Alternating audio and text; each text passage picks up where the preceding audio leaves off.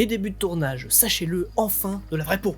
Et salut la compagnie et bienvenue dans ce nouvel épisode de Sachez-le, la version courte des épisodes d'Allez Savoir, et j'espère que tout va bien dans vos chaumières. Grâce au progrès moderne, la quête de l'immortalité n'a jamais été aussi avancée. Pour le moment, nous tentons toujours de répliquer certains de nos organes, et nous allons nous concentrer sur une chose que nous avons tous en surface, la peau. Car une nouvelle découverte publiée début juin dans le journal scientifique Nature va sûrement faire avancer les recherches. Mais on sait pas déjà répliquer la peau ?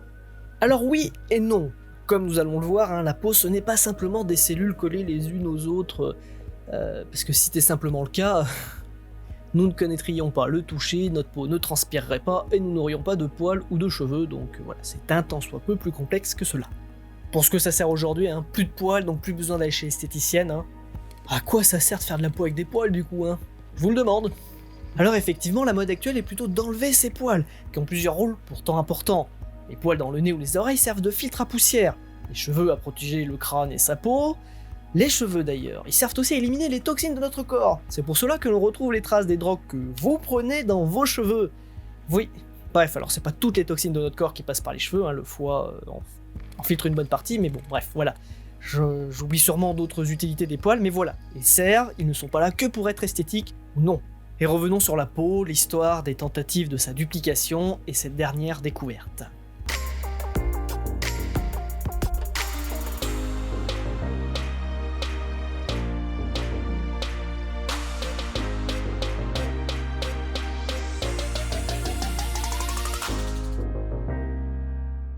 La peau est constituée de plusieurs éléments et nous allons revenir sur les plus importants. Premièrement, il y a l'épiderme. Cela correspond à la couche externe de la peau. Principalement constituée de cellules kératinocytes, l'épiderme est imperméable et sert de protection contre les agressions extérieures, comme les bactéries ou les virus. En dessous de l'épiderme, nous retrouvons le derme. Cette couche de la peau permet d'irriguer en nutriments l'épiderme. Lui-même reçoit ses nutriments par des vaisseaux sanguins. Le derme a plusieurs autres rôles, comme la thermorégulation ou encore la cicatrisation. D'ailleurs, c'est dans cette couche de la peau que l'on injecte les fameux pigments qui forment vos tatouages. Le derme possède des terminaisons nerveuses, et c'est aussi dans le derme que l'on retrouve les racines des poils.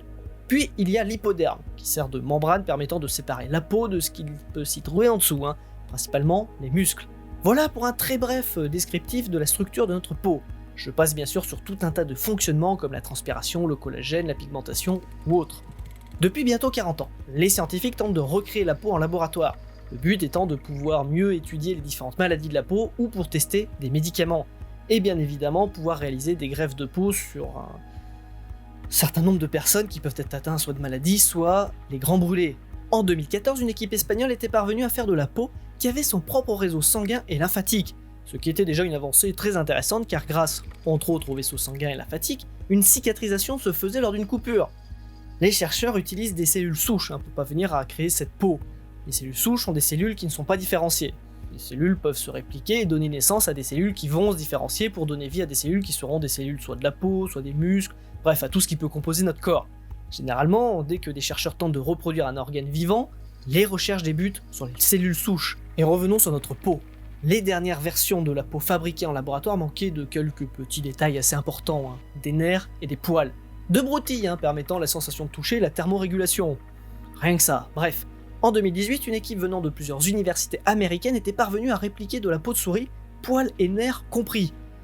Déjà un premier pas assez important, et cette même équipe vient de réussir la même prouesse mais avec de la peau humaine. Après avoir utilisé un savant cocktail sur des cellules souches, de la peau s'est formée et au 70e jour, les scientifiques ont constaté l'apparition de la structure qui produit les poils, aussi appelés follicules capillaires. Ce jour correspond même au moment de l'apparition des mêmes structures sur la peau des fœtus humains. Des nerfs se sont aussi formés. Mais ça c'est bien beau, mais ça reste dans des conditions spécifiques, boîte de pétri et compagnie, dans un environnement contrôlé. Ils ont alors cultivé de la peau pendant 4 mois qu'ils ont greffé à une souris préparée pour ne pas rejeter les greffons. Car bon, cela reste de la peau humaine, donc si la souris n'avait pas été un petit peu préparée pour ce greffon, la peau aurait été logiquement rejetée. Un mois après la greffe, des poils bruns ont commencé à apparaître. En plus des poils, leur pigmentation était au rendez-vous.